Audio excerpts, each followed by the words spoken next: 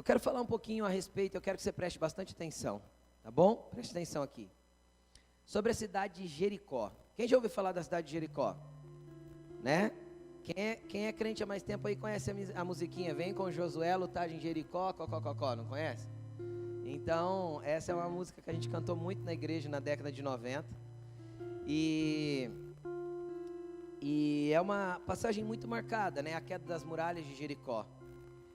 E quando a gente pega a cidade de Jericó, eu achei algo muito interessante. Eu quero que você acompanhe comigo para você entender aonde eu vou chegar com isso. O povo saiu do Egito, peregrinou pelo deserto durante 40 anos. E se nós fôssemos pregar geograficamente, eu vou tentar fazer você me entender, tá bom? Eles saíram do Egito, tem gente que entende bastante de geografia, já vai pegar na hora, tem gente que não entende nada de geografia, né? E tem gente que não gosta de geografia. Se eu falo de geografia para a Bia e para a Laine veio sem GPS de fábrica, né? Localização zero. Então, ela não entende geografia, então não entra na cabeça dela, mas é uma questão de, né, cada um tem. Mas se a gente pegar geograficamente, eles saíram do Egito, eles atravessaram o Mar Vermelho e desceram a península do Sinai. Eles foram para baixo, a terra de Canaã era para cima, para o norte, eles foram para o sul, tá bom? E aí o caminho mais curto para a terra de Canaã era passar pela terra dos filisteus, a faixa de Gaza, que você deve ouvir falar hoje, e entrar em Canaã. Era coisa assim, de alguns dias eles estavam lá, caminhando, amém?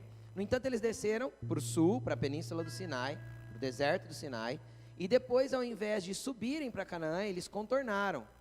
Foram do outro lado do Jordão, entenderam? Porque Israel está aqui, o Jordão está a leste de Israel. Eles deram a volta, foram lá para o lado leste, então atravessaram o Jordão ao contrário, entrando na terra. Entenderam? Então no Egito eles estavam, vocês junto comigo, no Egito eles estavam aqui, ó, com relação à terra de Canaã, eles entraram por aqui. E a primeira cidade que eles enfrentaram foi a cidade de Jericó. A primeira muralha, o primeiro enfrentamento foi a cidade de Jericó. E até então, Jericó não é mencionada na Bíblia.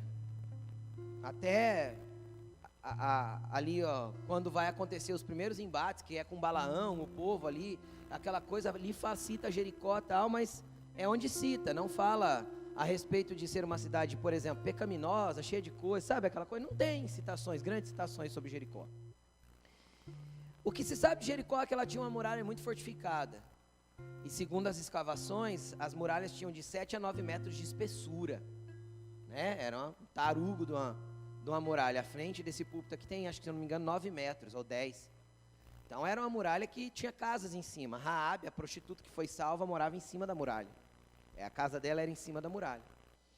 E foi o primeiro lugar, o primeiro embate, ou Jericó marcou um divisor de águas para o povo de Israel.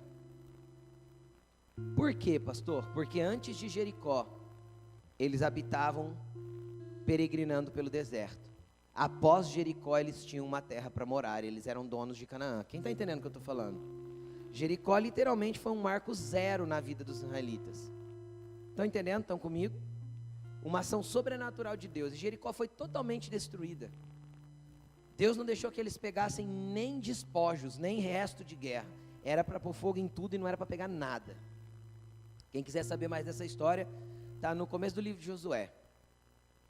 E aí, o que acontece? Quando Jericó é toda destruída, Josué lança uma maldição. Ele fala assim, ó, essa cidade, se alguém reconstruir ela, a Bíblia não diz que foi Deus que mandou ele fazer isso. Ele simplesmente fez, tá bom? Quem reconstruir Jericó, ao preço do seu filho mais velho lançará os alicerces, e ao preço do seu filho mais novo colocará as portas. Que aí é as entradas dos muros, dos batentes, era a última coisa que era colocada. Ou seja, vai começar a construção, ele vai perder seu filho mais velho, quando ele estiver terminando, ele vai perder o seu filho mais novo. E a cidade ficou abandonada para sempre, porque ninguém queria correr esse risco, certo? Quando chegou nos dias de Acabe, quem já ouviu falar de Acabe, marido de Jezabel? Acabe era marido de Jezabel, e a Bíblia dá um apelido para ele muito legal, o pior rei que Israel já teve. É isso que a Bíblia diz a respeito dele, o pior rei de todos os tempos. Um homem lá se levantou, se eu não me engano, ele chama Irão, se eu não me engano. E ele reconstruiu Jericó. E aconteceu igualzinho Josué tinha profetizado. Quando ele começou a reconstruir, o filho mais velho dele morreu. Quando ele terminou, o filho mais novo dele morreu. Mas Jericó foi reedificada. E Jericó foi reedificada, porém, a gente vai ver em 2 Reis capítulo 2, que Jericó, apesar de ter sido reedificada nos dias de Acabe, quem vivia era o profeta Elias. O sucessor de Elias foi Eliseu. Alguns dias depois, ou seja, alguns anos depois, Eliseu chega em Jericó, e os moradores de Jericó chegam em Eliseu e falam assim: olha, você pode perceber que a nossa cidade é muito bem edificada, muito bem localizada. E por que ela é bem localizada? Porque ela está a 8 quilômetros do Mar Morto e a 8 quilômetros do Jordão. Ela fica bem no entroncamento, realmente o lugar é top em Israel. E aí, está muito bem localizada, muito bem construída, mas as águas são amargas. Ela não serve nem para os animais, nem para as pessoas beberem. Ou seja, uma cidade sem água naquele tempo não dava para trazer de longe, né, gente? Uma cidade que os poços não tinham vida, que era amarga a água, é inútil a cidade. Quem está entendendo o que eu estou falando? E aí Eliseu joga sal naquela fonte das águas de Jericó, e as águas de Jericó são purificadas. E Eliseu libera uma palavra profética dizendo que as águas nunca mais se tornariam amargas. Pastor, por que você está falando tudo isso? Quero ler com você Lucas capítulo 18, versículo 35.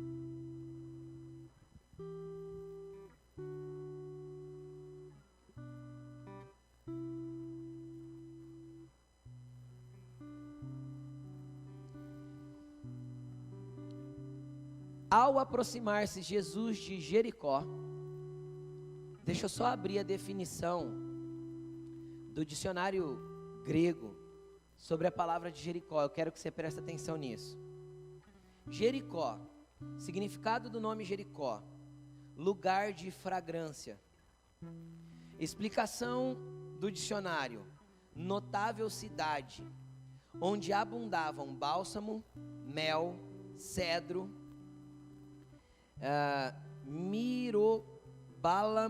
mirobálano, rosas e outros produtos aromáticos. Estava à margem norte do Mar Morto, na tribo de Benjamim, entre Jerusalém e o Rio Jordão. Nem parece a mesma cidade amaldiçoada. Quem tá entendendo o que eu estou falando? Viram a definição dela? Eu quero ler com você agora, eu vou chegar onde eu quero. Ao aproximar-se Jesus de Jericó, um homem cego estava sentado à beira do caminho, pedindo esmola. Quando ouviu a multidão passando, ele perguntou o que estava acontecendo, e disseram-lhe: Jesus de Nazaré está passando. Então ele se pôs a gritar: Jesus, filho de Davi, tem misericórdia de mim. E os que iam adiante o repreendiam para que ficasse quieto. Mas ele gritava ainda mais: Jesus, filho de Davi, tem misericórdia de mim. Jesus parou e ordenou que o homem lhe fosse trazido. Quando ele chegou perto, Jesus perguntou-lhe: o que você quer que eu lhe faça? Senhor, eu quero ver, respondeu ele. Jesus lhe disse: recupere a visão, a sua fé te salvou. Em outras traduções vai estar: te curou. Imediatamente ele recuperou a visão e seguia Jesus, glorificando a Deus. Quando todo o povo viu isso, deu louvores a Deus. Vamos continuar a leitura. Entrou Jesus em Jericó. Então Jesus estava chegando em Jericó, se deparou com esse homem. E, entrando em Jericó, havia ali um homem rico, chamado Zaqueu, chefe dos cobradores de impostos. Publicanos são os cobradores de impostos. Ele queria ver quem era Jesus, mas, sendo de pequena estatura, não conseguia por causa da multidão. Assim, correu adiante, subiu numa figueira brava para vê-lo. Em outras traduções vai estar sicômoro. É uma figueira que dá um figo não muito bom, tá bom? Por isso chama figueira brava. Subiu numa figueira brava para vê-lo, pois Jesus iria passar por ali. Quando Jesus chegou àquele lugar, olhou para cima e lhe disse: Zaqueu, desça depressa, quero ficar em sua casa hoje. Então ele desceu rapidamente e recebeu com alegria. Todo o povo viu isso e começou a se queixar. Ele se hospedou na casa de um pecador. Mas Zaqueu levantou-se e disse ao Senhor: Olha, Senhor, eu estou dando metade dos meus bens aos pobres. E, se de alguém extorquir alguma coisa, devolverei 4 vezes mais. Jesus lhe disse: Hoje houve salvação nesta casa, porque este homem também é filho de Abraão, pois o Filho do Homem veio buscar e salvar o que estava perdido. Deixa eu te colocar no contexto antes de dar os detalhes do que Deus quer falar conosco nessa noite. Jesus estava chegando em Jericó, e ele iria entrar e passar por Jericó. E é interessante que, se nós pegarmos a continuação do texto até o final do livro de Lucas, e em qualquer outro evangelho que você averiguar, você vai perceber que Jesus não fez nenhuma outra coisa fora de Jerusalém, depois de passar por Jericó. Eu quero te situar aqui para você entender. Então Jesus, fazia 3 anos e meio que Jesus estava ali se movimentando no seu ministério. Quem está entendendo o que eu estou dizendo? Estão comigo? Jesus curou, Jesus libertou, Jesus pregou, Jesus curou, Jesus expulsou demônio, Jesus ressuscitou morto, Jesus viajou para cá, para lá, para todo lado. Só que hora nenhuma, em momento algum, desses 3 anos e meio de ministério, pregando o evangelho, Jesus havia sequer passado por Jericó. Em momento algum. Porém, antes de ir para Jerusalém, e em Jerusalém vocês sabem o que aconteceu, né? Jesus morreu em Jerusalém. Quem lembra da entrada triunfal? Que ele vem montado num jumentinho. É o próximo ato aí, se você pegar, é o próximo acontecimento. Jesus sai de Jericó, vai para Jerusalém, entra lá, e de lá ele só sai ressurreto. Morre e ressuscita lá. Isso para mim traz uma conexão profética profunda. E eu percebi isso só agora. Por que traz uma conexão profética profunda? Porque assim como Jericó marcou o fim do deserto para o povo de Israel, Jericó marca o fim do deserto para a humanidade. Jesus passou por último nessa cidade. E agora não mais uma cidade amaldiçoada que tem as suas muralhas como impedimento de conquista. Quem está entendendo o que eu estou falando? Agora uma cidade que tem as suas águas abençoadas por um profeta de Deus. E que o significado dela é abundância, fragrância, mel e todo tipo de coisa boa saía dela.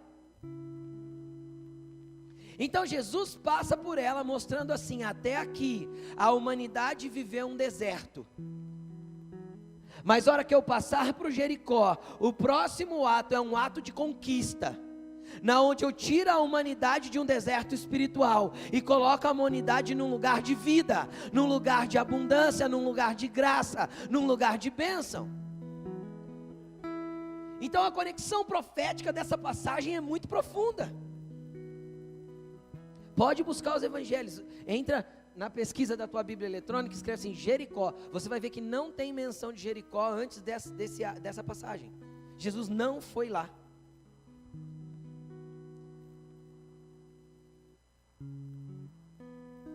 Jesus passou por lá, como um marco profético. Agora, o que ele estabeleceu dentro desse marco profético? Porque todo marco profético tem estabelecimento de algo. E aí eu comecei a analisar os 2 personagens centrais de Jericó. O primeiro personagem de Jericó, Bartimeu.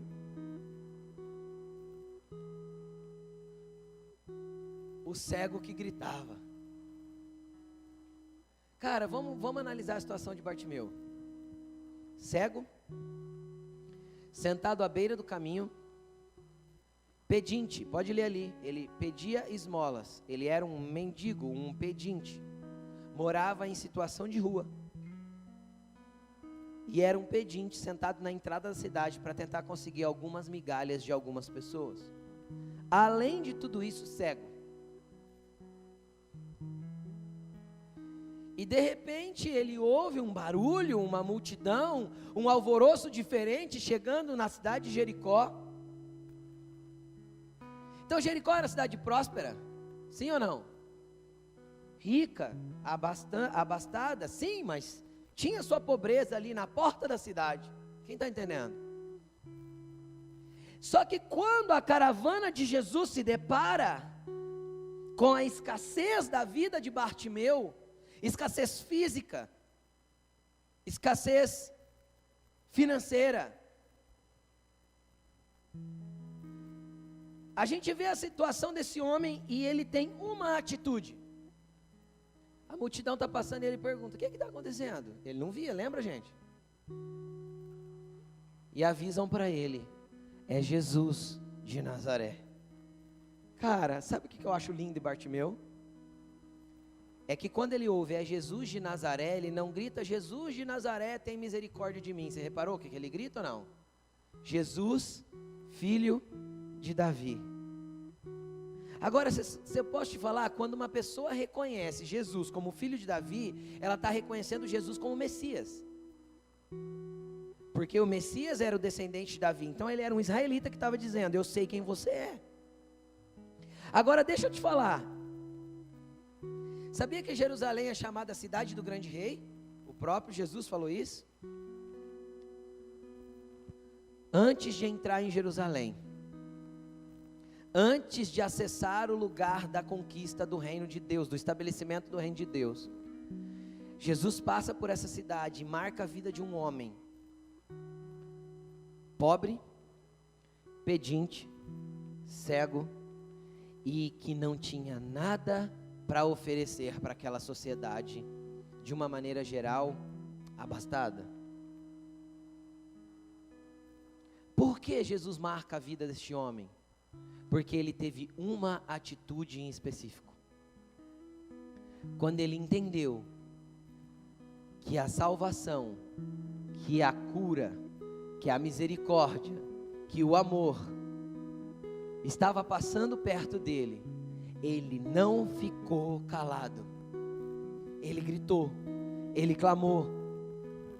E a multidão olhou para ele, as pessoas olharam para ele e falaram o que para ele? Cala a boca, Bartimeu. Fica quieto, deixa o mestre em paz. Só que Jesus tinha que trazer um marco poderoso nesse dia. E o marco poderoso nesse dia é: não interessa a sua classe social, não interessa o seu estado físico, não interessa como você está.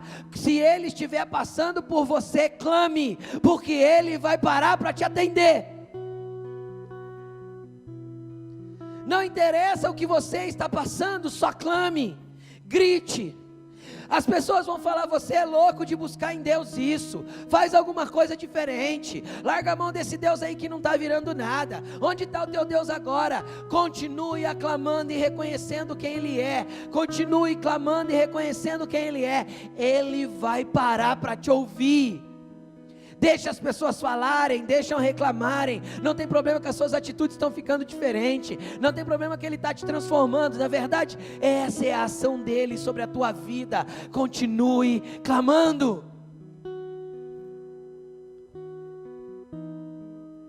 Não interessa quem você é, interessa que Ele para só para te ouvir, e Ele pergunta para você hoje: o que você quer? Você já parou para pensar que não fazia sentido um cego ter que explicar para Jesus que ele queria ver? Você já chegou no açougue e perguntou se tinha carne? Ou parou o sorveteiro na rua e perguntou se tinha sorvete? O cara era cego, e aí Jesus olha para ele e fala assim: o que você quer? O que eu posso fazer por você? Sabe o que isso significa? que a partir de Jericó nós podemos ser claros com Ele sobre aquilo que queremos, necessitamos ou precisamos, porque Ele está atento, nos ouvindo. A partir de Jericó tem um marco profético, que Ele está dizendo assim: não interessa o lugar que você está, ou qual que é o seu pedido, faça ele para mim, porque eu estou com você todos os dias, até a consumação dos séculos.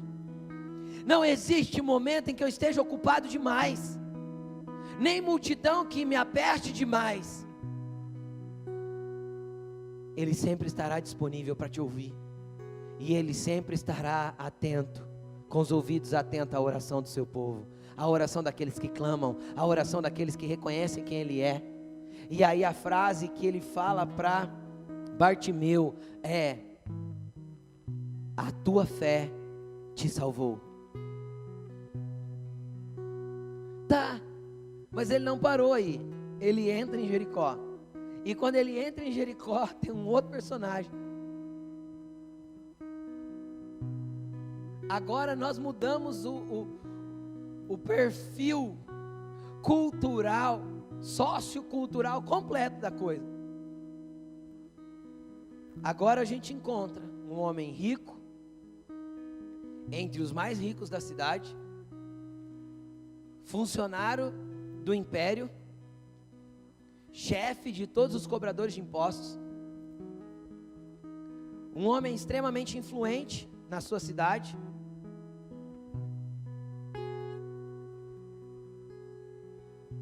e baixinho.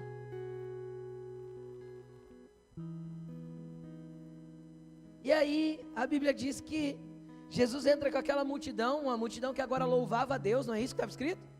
Por que a multidão louvava a Deus? Porque viu o cego sendo curado. Então aquela multidão entra fazendo barulho e louvando a Deus, e tudo muito poderoso, e Zaqueu está aqui, ó.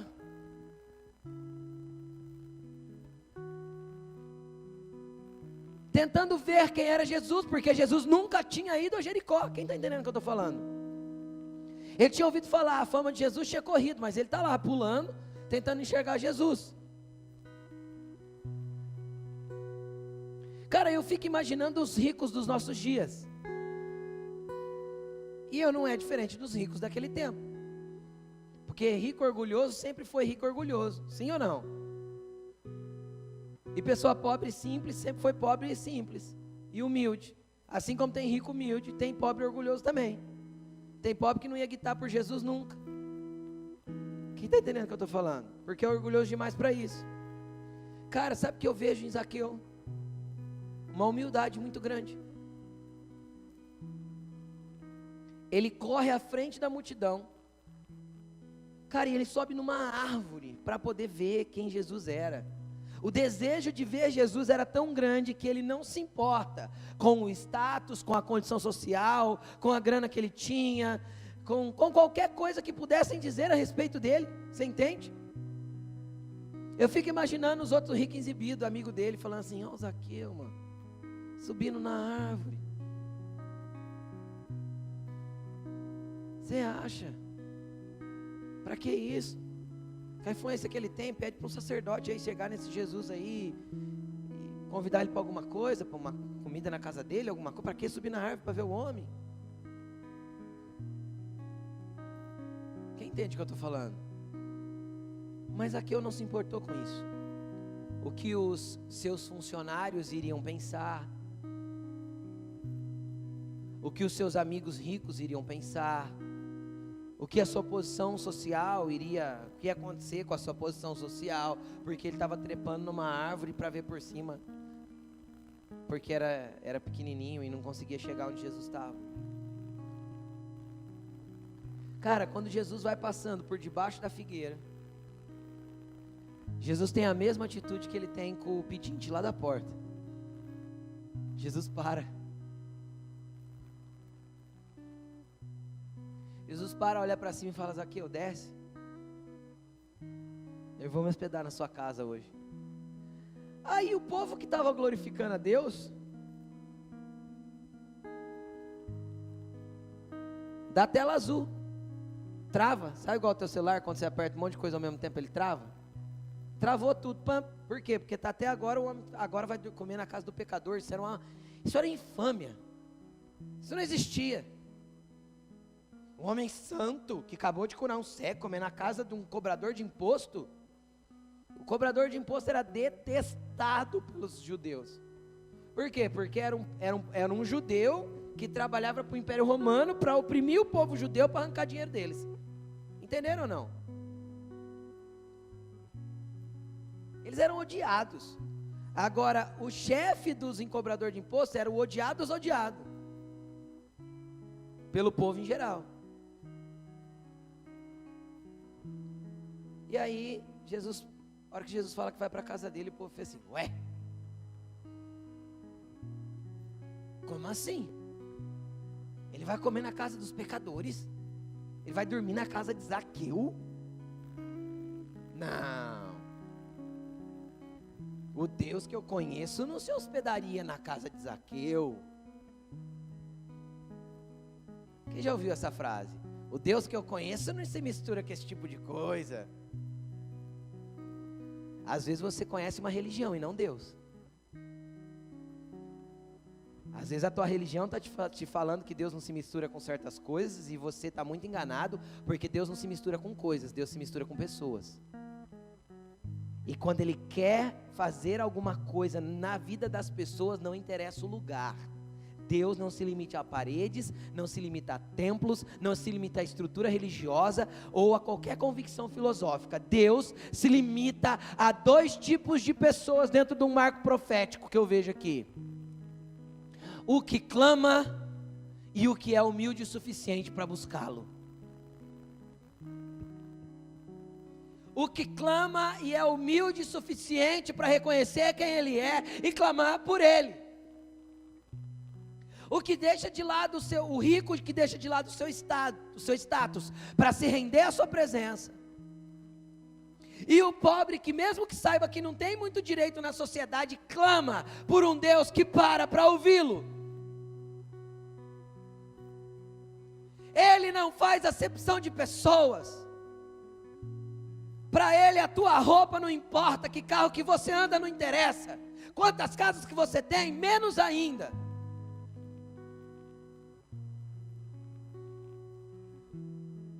Jesus não morreu na cruz para te dar mais bens. Jesus não foi na casa de Zaqueu para deixar ele mais rico. Essa pregação contemporânea é hipócrita, mentirosa. Jesus morreu por vidas, por um rico humilde, por um pobre que clama. Jesus quer entrar nos palácios sim, nas mansões sim, para quê? Para salvar. Jesus quer ir para as ruas sim, para os andarilhos sim, para quê? Para salvar. Jericó me mostra um marco. Eu estou passando, não interessa se de pedinte a rei da cidade.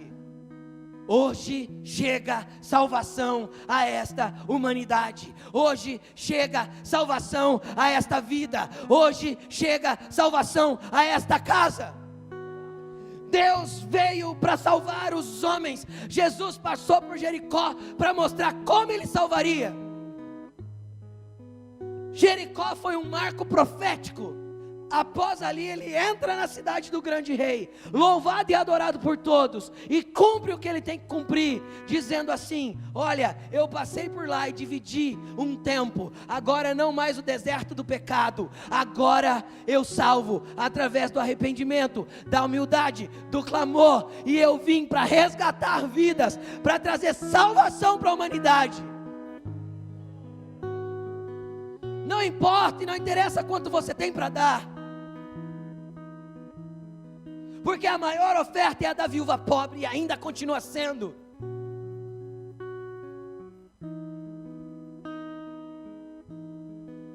Ele não mudou.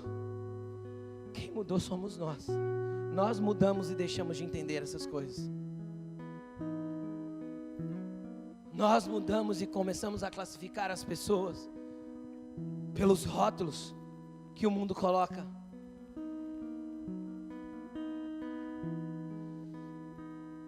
Jesus nunca se misturou com as classificações humanas.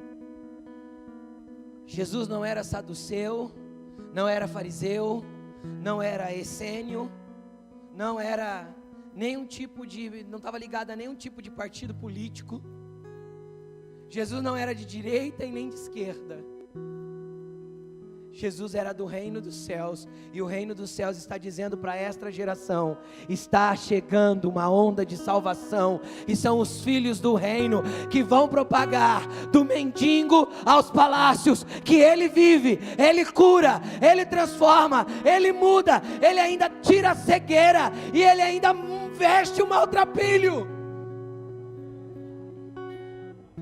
Ele em nós é o mesmo ontem, hoje e para todo sempre.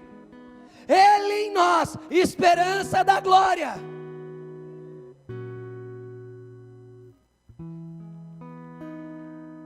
Coloque-se de pé. Ele em você é esperança de cegos voltarem a ver. Ele em você é esperança de humildes o encontrarem.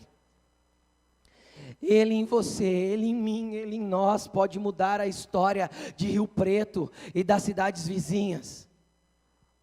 Jesus quer nos usar. Jesus quer que nós propaguemos que Ele marcou a cidade de Jericó com 2 episódios muito poderosos antes de acessar a cidade do grande rei, antes de fazer um marco final. Profeticamente Ele estava dizendo: clame, seja humilde, se renda, não interessa qual a sua classificação social. Pastor, o que eu vou orar nessa noite? Você vai orar para todas as suas barreiras mentais caírem por terra, todas as suas barreiras culturais caírem por terra. Você vai orar para que todos os entraves mentais de quem merece e não merece Cristo caia por terra. Sabe aquela pessoa que você gostaria que morresse? Então, ela precisa de Cristo para encontrar a vida. Sabe aquela pessoa que você acha que não tem jeito mais? Então, Jesus morreu por ela. Sabe aquela pessoa que você acha que já está perdida? Sabe aquela pessoa que você acha que não tem jeito mais? Então, pode ser que ele suba na árvore e encontre Jesus sem depender de você, cara.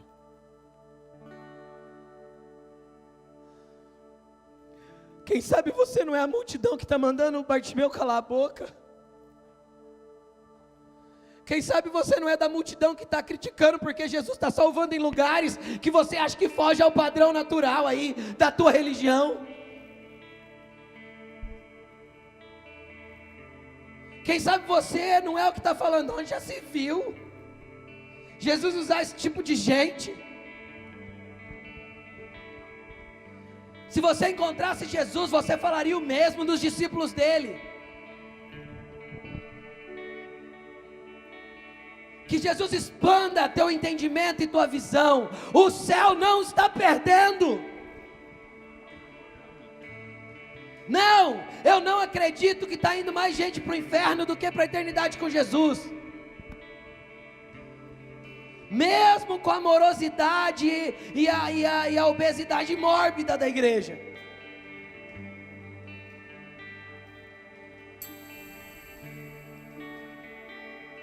Então levante-se, porque pode ser que seja você o próximo anunciador de Jericó. Pode ser que tenha Jericós no Brasil esperando você passar por lá.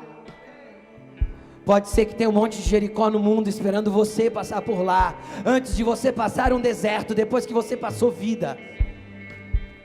Pode ser que tenha um monte de Jericó em forma de pessoas esperando você passar. Pode ser que tenha um monte de Jericó, um monte de Bartimeus esperando você tirar ele do chão. Você fala: levanta, o mestre te chama, tem bom ânimo.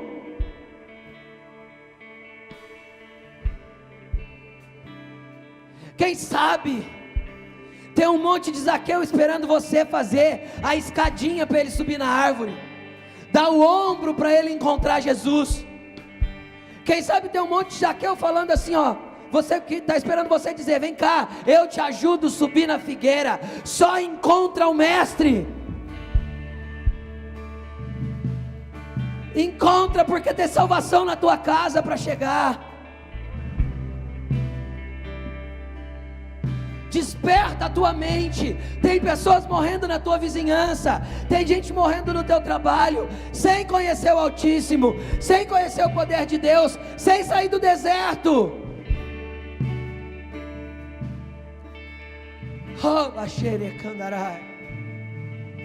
Comece a clamar ao Senhor. Clame por discernimento, por espírito de sabedoria e revelação. Clame por discernimento e entendimento dos lugares que Ele te inserir. Fala para Ele: Jesus, eu quero te ver. Não importa se você vai abrir meus olhos nessa noite, ou se eu vou ter que subir numa árvore, eu quero te ver. Não importa se eu estou cego pelo pecado, Senhor, ou se a minha estatura espiritual é muito pequena para conseguir te enxergar. Não importa se eu tenho que gritar ou se eu tenho que correr na frente, mas eu preciso te ver, Jesus. Vai falando isso para Ele. Eu quero te ver como nunca te vi. Senhor, eu te peço que o Senhor abra os olhos espirituais dos teus filhos nessa noite, que eles te enxerguem muito mais amplo e profundo do que sempre enxergaram. Vem abrindo, Senhor, a visão, vem abrindo o entendimento. Sabe por que é tão importante você ouvir a voz do Espírito? Sabe por que é tão importante você ouvir o que Deus quer falar para você no momento de agora? Porque só assim sua vida realmente será transformada. Uma pregação boa, uma pregação eloquente, ela não muda a vida de ninguém. Mas uma doce e poderosa voz, que procede do trono de Deus, ela tem o poder de nos tirar do reino das trevas e nos transportar para o reino da luz. Ela tem o poder de curar os nossos corações. Ela tem o poder de trazer vida a lugares de morte. E o Espírito do Senhor insiste em destapar os nossos ouvidos. Não, não para a voz de um pastor, não para a voz de uma banda, não para canções bonitas. O Espírito do Senhor insiste nessa noite em destapar os nossos ouvidos para que possamos ouvi-lo, ouvi-lo. Peça para o Espírito, destape os meus ouvidos, porque eu quero ouvi-lo. Faça, Senhor. Abra os nossos ouvidos. Nós queremos te ouvir. Nós queremos te ouvir. Nós queremos os seus comandos, Senhor. Nós queremos a sua palavra sobre nós. Nós queremos ouvi-lo. Ninguém que ouve a voz do Espírito permanece da mesma maneira. Ninguém que ouve a voz do seu Pai, o seu Criador, o seu Redentor, permanece da mesma maneira. Que chamada linda e poderosa, que chamada salvadora, eu e você estamos recebendo nessa noite. Ouvir a voz do nosso Senhor, do nosso Mestre, nos direcionar, nos conduzir aonde Ele deseja que nós venhamos a estar.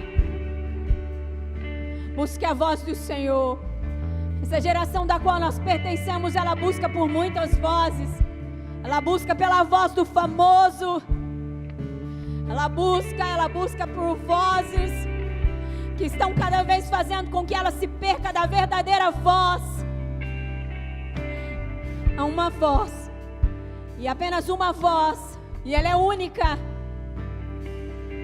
que pode verdadeiramente mudar as nossas vidas, que pode verdadeiramente trazer um propósito para nós, um real propósito. E essa voz é a do nosso Senhor. E é muito importante, porque ao ouvir a sua voz, algo se desperta dentro de nós, e todas as coisas começam a ter clareza, a ter entendimento. Talvez você está perdido, talvez você se sente perdido agora. Talvez você está perdido dentro da sua situação de vida agora. E você está buscando em tantas coisas, mas é só ouvir a voz do Senhor que todas as coisas vão começar a fazer sentido. Tudo já está exposto, mas não está entendido, porque precisa ser explicado pelo Senhor. Precisa ser explicado pelo Senhor. A sua voz, Deus, ela é principal, ela é primordial nas nossas vidas. A sua voz é poderosa. Basta um comando da sua voz e todas as coisas se tornam diferentes. E tudo se muda, tudo se transforma nas nossas vidas, ó Deus. Ajuda-nos a sermos um povo desejoso pela sua voz. A sermos um povo que busca a sua voz, as suas diretrizes.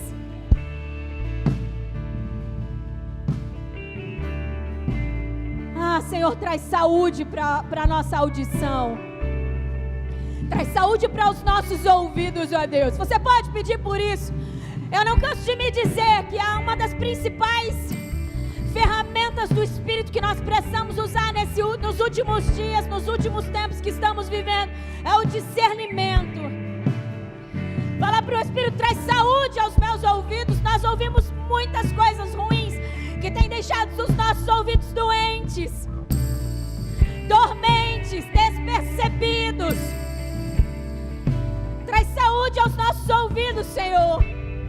Traz discernimento aos nossos ouvidos, ó Deus.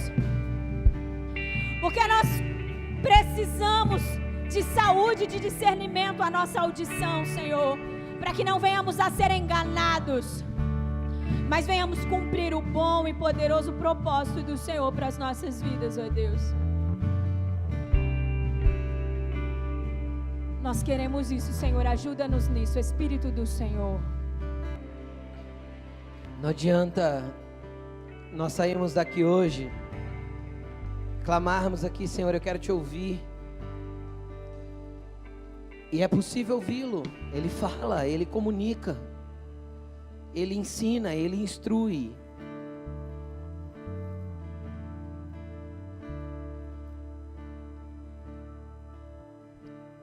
E amanhã a gente encheu os nossos ouvidos de um monte de porcaria o dia todo. Escutar pessoas que não edificam.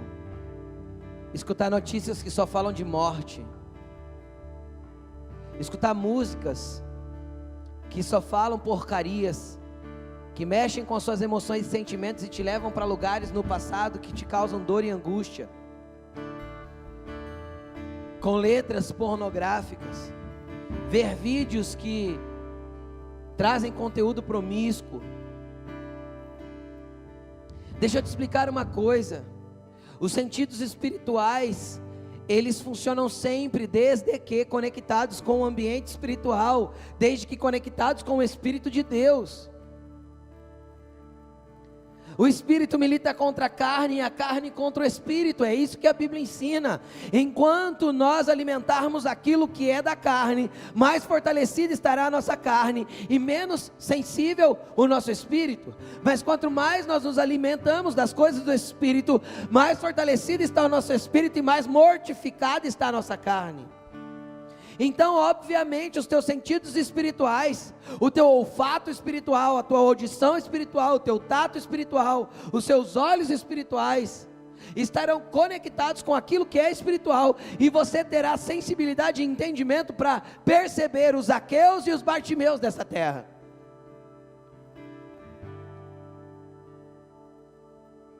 Mas enquanto não, nós estaremos entretidos, entorpecidos pelas distrações desse século.